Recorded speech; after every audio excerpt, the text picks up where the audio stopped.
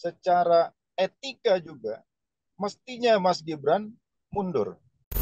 Jadi kalaupun pertarungan ini sengit, itu sebetulnya pertarungan untuk menghentikan upaya-upaya Jokowi untuk memanfaatkan seluruh fasilitas peralatan negara dalam politik. Halo Tribuners, Tribun on Focus kembali menjumpai Anda bersama saya Mariananda. Tribuners, pasangan Anies Baswedan dan Mohaimin Iskandar atau Caimin sedang gencar melakukan safari politik di Sumatera. Kondisi ini terjadi di tengah Prabowo Gibran dan Ganjar Mahfud saling berebut suara di Pulau Jawa. Lantas, apakah bergesernya Anies Caimin ke Sumatera sebagai gambaran keputusasaan mereka meraih suara di Jawa? Mengenai hal ini kita akan membahasnya bersama dengan pengamat politik Sumatera Utara, ada Dadang Darmawan. Kita sapa terlebih dahulu di sana. Sebelumnya terima kasih Bang sudah menyempatkan waktunya untuk bergabung bersama kami di Tribun on Focus hari ini. Seperti yang tadi sudah saya sampaikan di pengantar bahwa Anies Baswedan dan Caimin sedang gencar begitu ya untuk safari politik di daerah Sumatera. Gimana tanggapan Bang Dadang mengenai hal ini? Ya, terus terang kami memahami dan mengerti bahwa apa yang dilakukan oleh Anies di Sumatera, khususnya di Sumatera Utara hari ini, tentu saja ada atau berupaya untuk meraih pemilih di Sumatera Utara, dan saya kira itu sangat masuk akal Hmm. di mana pemilu hari ini Sumatera Utara itu sendiri ada kurang lebih 10 jutaan suara yang diperebutkan, terbesar di Pulau Sumatera, melampaui Lampung yang 6 juta sekian maupun di Sumatera Selatan, dan tentu ini salah satu pemilih terbesar di luar Pulau Jawa. Dan beberapa waktu yang lalu kebetulan kami juga sedang roadshow di Simalungun, jadi berpapasan dengan eh, Pak Anies dan teman-teman yang sedang menuju Hatonduhan di Simalungun. Jadi kami yakin bahwa pastilah pastilah Pak Anies dan timnya akan berupaya sekuat tenaga untuk meraih dukungan yang signifikan di Sumatera ini, karena Sumatera ini tentu saja satu pulau yang dengan kekuatan 40 jutaan suara yang tentu saja sangat sangat sangat mempengaruhi eh, kemenangan dari semua tim termasuk Pak Anies dan terkhusus di Sumatera Utara. Saya kira demikian, Mbak. Hmm. Lantas Bang, program yang direncanakan oleh Anies dan Caimin seperti yang diketahui bertolak belakang atau kontra dengan em, program dari pemerintahan Jokowi atau pemerintahan sebelumnya. Apakah hal ini ada hubungannya atau ada korelasinya dengan langkah safari politik yang dilakukan Anies Baswedan dan Caimin ke Sumatera Utara? Kalau dilihat dari latar belakang agenda perubahan atau antitesis program-program pembangunan Anies terhadap Jokowi, kita juga memahami karena pada saat itu ada 3 partai politik yang berada di luar pemerintahan Jokowi yang digadang-gadang akan mendukung Anies Baswedan. Yang pertama adalah Demokrat, kedua PKS, dan ketiga Nasdem ya. Meskipun Nasdem pada saat itu ada di dalam pemerintahan Jokowi, namun Surya Paloh sudah out of the box ya, keluar dari kotak Presiden Jokowi atau koalisi Jokowi pada saat itu dengan mendukung lebih dahulu Anies Baswedan. Dengan cara pandang seperti itu, tentu perbedaan program dan visi terhadap pemerintahan Jokowi tentu saja akan bertolak belakang. Dan itu memang sesuatu yang direncanakan, dan itu frame yang menurut menurut kita memang sengaja dibentuk memang untuk meraih suara yang memang belum tentu semua juga di tengah-tengah masyarakat kita menyukai pembangunan pada era Jokowi. Jadi, nah hari ini dengan roadshow seperti ini, menurut saya ini adalah momentum sebetulnya untuk menyebarluaskan bahwa ada ada ada agenda besar perubahan yang dibawa oleh Anies Baswedan, dan itu tentu saja akan menampung eh, masyarakat yang selama ini kontra terhadap pembangunan Presiden Jokowi. Karena kita harus ingat, tidak semua masyarakat juga pro terhadap Jokowi selama 5 tahun terakhir. Meskipun suara-suara di daerah-daerah ya tidak terlalu terdengar di publik atau terpublish secara nasional, tapi suara-suara yang ingin eh, berbeda dengan pembangunan era Jokowi tentu saja itu masih banyak gitu, masih masih bisa diharapkan, dan itu tentu saja menjadi momentum bagi Anies Baswedan. Dan saya kira dengan roadshow yang dilakukan 3 hari belakangan ini di Sumatera Utara, tentu saja saya kira itu untuk Sumatera Utara, Aceh, dan beberapa provinsi di Sumatera, tentu saja itu adalah untuk meraih dukungan dari pemilih yang tidak tidak pro kepada pemerintah. Saya kira itu, Mbak. Oke, Bang, kalau membahas basis suara Pulau Jawa, utamanya di Jawa Barat, Jawa Tengah, Jawa Timur, memang tampak seperti pertarungan sengit begitu ya bagi Prabowo Ganjar.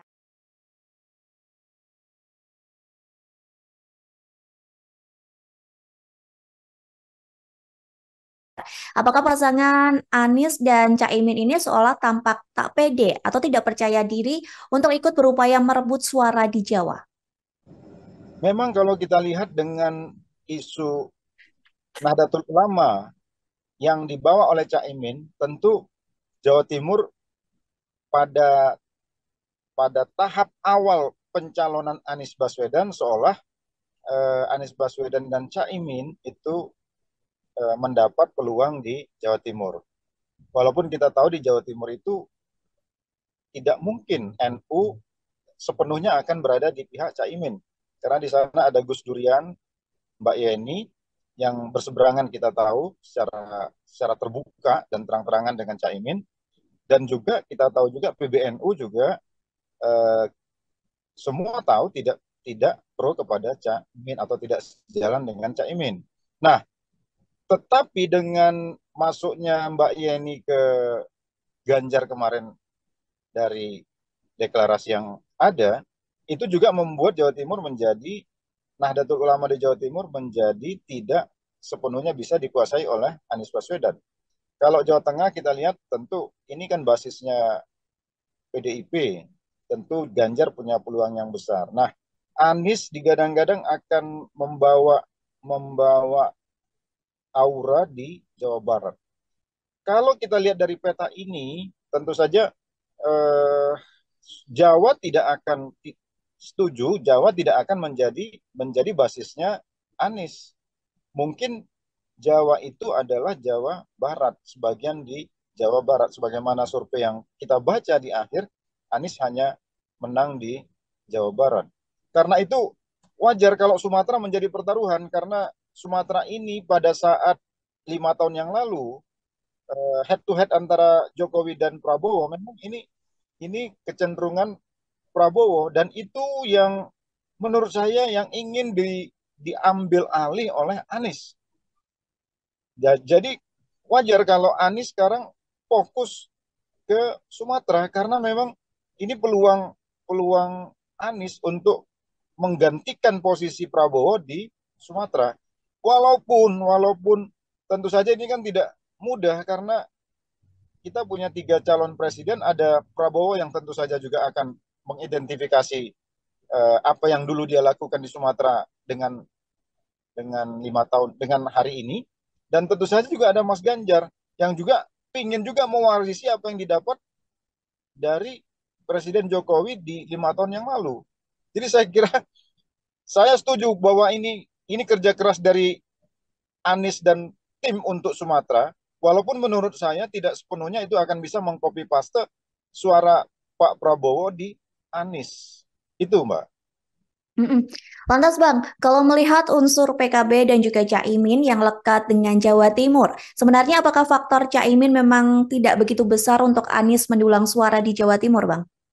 Iya, karena eh, kita tahu ya, di Jawa Timur ini sangat unik karena ada PBNU yang secara struktural, walaupun ada pesantren-pesantren yang secara kultural.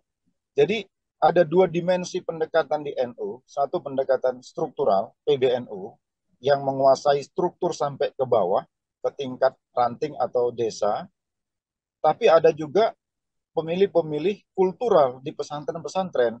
Nah, Caimin dia tidak akan mampu menguasai struktural karena struktur ini kan struktur PBNU yang jelas-jelas berseberangan.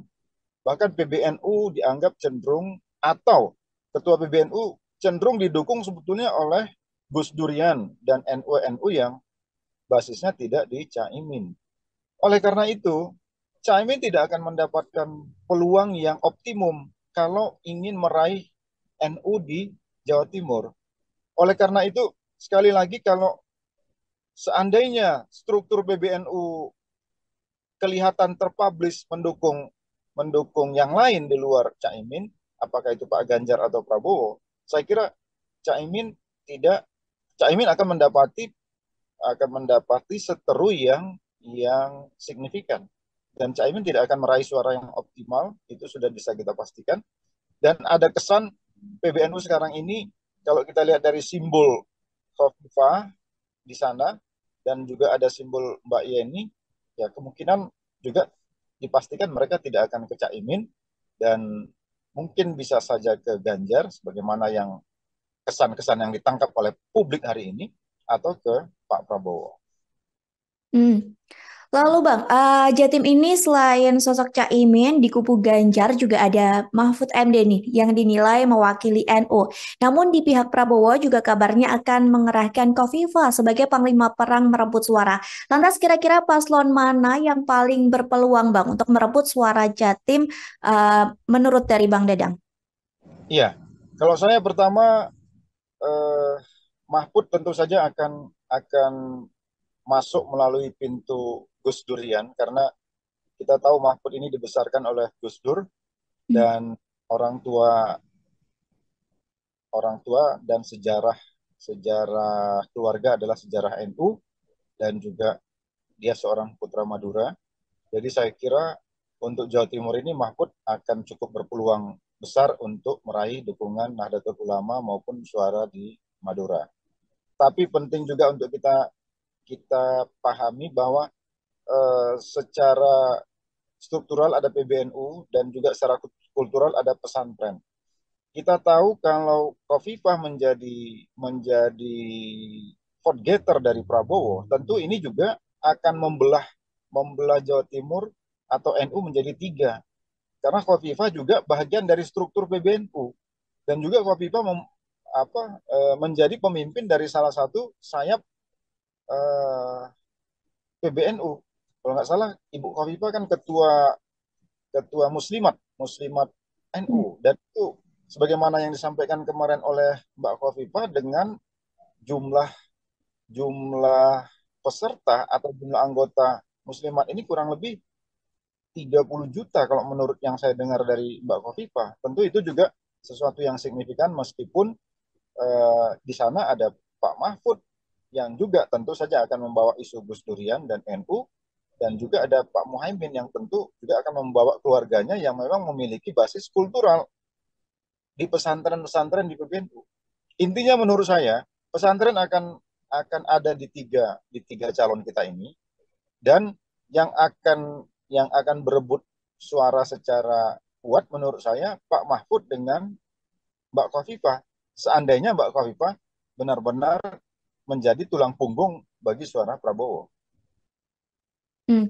Lantas Bang, saat ini kan publik sedang panas ya soal politik dua kaki dari Jokowi yang masih di PDIP namun anaknya juga menjadi cawapres Prabowo. Apakah ini suara yang sebelumnya pro Jokowi dan kecewa dengan langkah politik sang presiden terkait putusan MK juga bakal lari ke Anies Baswedan dan Caimin, Bang? Eh, Memang kalau kita lihat pertanyaan besar yang ada di masyarakat hampir semuanya mengarah ke pertanyaan Mbak tadi ya. Hmm. Kemanakah orang-orang yang kecewa terhadap Jokowi? Pertama, tidak serta-merta suara ini akan 100% ke Anies juga. Karena sebagian yang kecewa terhadap Jokowi itu juga kemarin menyatakan dukungan kepada Ganjar, kepada Mas Ganjar. Jadi limpahan suara mereka, menurut saya, Mm-mm. itu 80% akan masuk ke Mas Ganjar ketimbang masuk ke Mas Anies. Jadi kalaupun akan ke Anies, karena begini, karakteristik pemilih Jokowi ini sebetulnya tidak match dengan karakternya Anies. Kalau pemilih Jokowi ini kan, saya mohon maaf, tapi umumnya kan nasionalisme religius. Jadi orang-orang yang berpikir kebangsaan. Mas Anies ini kan dianggap didukung oleh kelompok-kelompok Islam yang dalam tanda petik Islam yang apa namanya keras, misalnya gitu ya. Dulu ada FPI yang basisnya di Jawa itu ke Prabowo atau ke Anies sekarang ini gitu. Dan seterusnya dan seterusnya. Paling tidak citra itu melekat di Anies. Mm-mm. Tidak akan ketemu itu dengan citra relawan-relawan pendukung Presiden Jokowi kalau mereka akhirnya tidak memilih Jokowi. Jadi kecenderungannya menurut saya akan lebih besar ke Ganjar, kekecewaan itu akan terlampiaskan ketimbang di Anies. Menurut saya. Hmm, Karena ada perbedaan seperti tadi yang dibilang oleh Bang Dadang seperti itu ya, antara relawan Jokowi dengan program dari Anies dan Caimin. Iya, iya. Mm-mm. Lantas Bang, Prabowo dan Ganjar berebut suara di Jawa. Anies coba memainkan suara di Sumatera. Lantas jika Pilpres tak berhasil satu putaran, menurut Bang Dadang, paslon mana yang akan bertarung di putaran kedua nantinya Bang? Aduh, ini pertanyaan. Tapi begini Mbak, kalau analisis saya Hmm. eh, paslon yang luar biasa itu adalah paslon Anies Baswedan. Karena mereka ini punya punya dukungan yang luar biasa dan biasanya mereka mandiri sekali dalam segi keuangan. Sementara paslon Prabowo itu dan paslon Ganjar hampir sama. Jadi kayak ini paslon-paslon yang apalagi Pak Prabowo karena di belakangnya ada Erick Thohir kelihatan yang terbaca itu adalah gegap gempitanya dari segi pendanaan ya. Hmm. Hal yang sama juga ada di Ganjar meskipun tidak kelihatan sementereng apa yang ada di kubu Prabowo apalagi ada Presiden Jokowi di balik itu semua. Tapi menurut saya Mas Anies ini pendukungnya tidak terlalu masif dia. Jadi kantong-kantongnya tertentu tidak akan melampaui dukungan masyarakat terhadap Pak Prabowo dan Pak Ganjar. Jadi mohon maaf kalau saya melihat hari ini yang akan kalaupun ada dua putaran yang akan maju itu adalah Mas Ganjar dengan Prabowo, Hmm. bukan dengan kalau menurut saya. Kalau menurut saya, mohon maaf, tapi yang saya lihat seperti itu. Militansi pendukung Anies itu luar biasa, tapi tidak masif dia.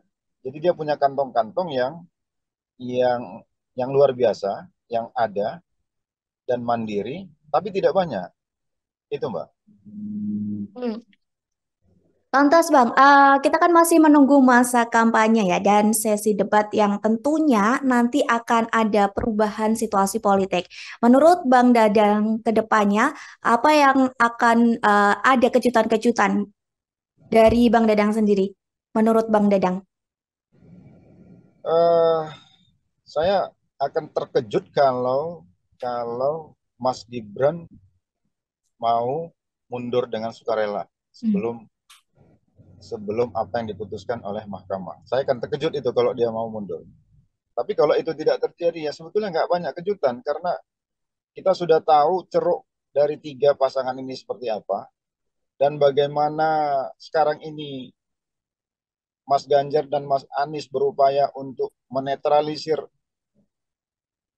persangkaan mereka dengan apa yang akan digunakan oleh Jokowi terhadap aparat, apakah itu TNI maupun Polri, itu sekarang yang terjadi hari ini. Jadi kalaupun pertarungan ini sengit, itu sebetulnya pertarungan untuk menghentikan upaya-upaya Jokowi untuk memanfaatkan seluruh fasilitas peralatan negara dalam politik.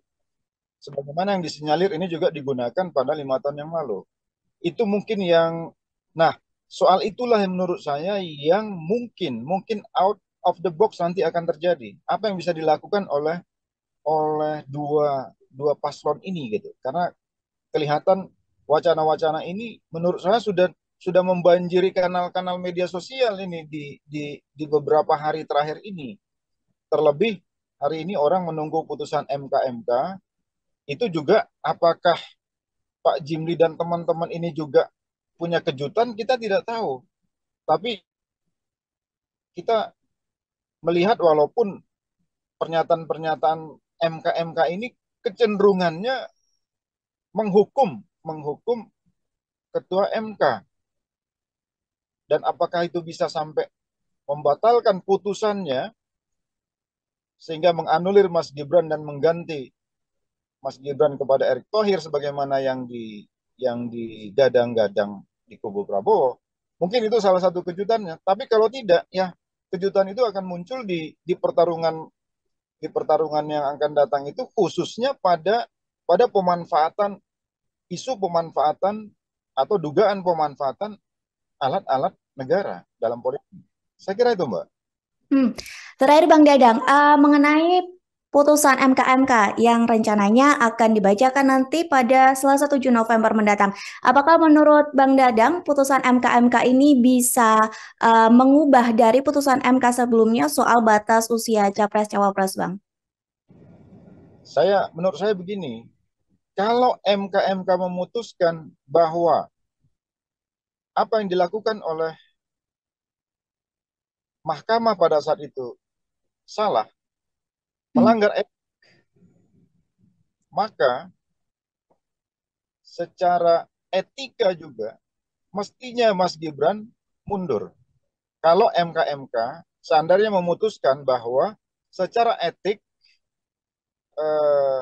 hakim Mahkamah Konstitusi itu bersalah atau melanggar kode etik, kan nanti yang ditunggu masyarakat putusannya seperti itu. Apakah putusan MK ini memastikan bahwa para hakim Mahkamah Konstitusi melanggar kode etik atau tidak, kan gitu. Seandainya putusannya hakim MK melanggar kode etik, secara etika juga artinya Mas Gibran mestinya mundur dengan legowo. Mestinya, karena ini soal etik. Walaupun secara hukum, kalau kita lihat kan etika Indonesia ini kan nggak berhubungan dengan normanya ya, norma hukum. Jadi bisa saja Mas Gibran melanggang terus, sementara si hakim MK diputuskan melanggar kode etik. Karena debatable debatnya di pakar-pakar hukum kita ini kan apakah keputusan MK itu membatalkan putusan, apakah putusan MK membatalkan putusan MK gitu. Nah, ada yang mengatakan tidak, ada yang mengatakan iya. Nah, tapi menurut saya kalau putusannya karena ini soal etik, maka seandainya MK memutuskan pelanggaran etik terhadap hakim MK, maka Mas Gibran secara etik juga mestinya mundur karena dia bahagian dari yang diputuskan oleh MK itu meskipun tidak secara langsung. Itu menurut saya. Baik Bang, berarti nanti kita bersama-sama menunggu sidang putusan dari MK yang akan digelar Selasa 7 November mendatang. Begitu ya Bang. Terima kasih Bang Dadang atas waktunya sudah berkenan untuk berbincang bersama kami di Tribun On Focus. Semoga di lain kesempatan kita bisa berbincang lagi Bang. Terima kasih Bang. Tribuners, demikian Tribun On Focus hari ini. Saya Mariana Nanda Pestagro yang bertugas pamit undur diri. Terima kasih dan sampai jumpa. Download Tribun X sekarang. Menghadirkan lokal menjadi Indonesia.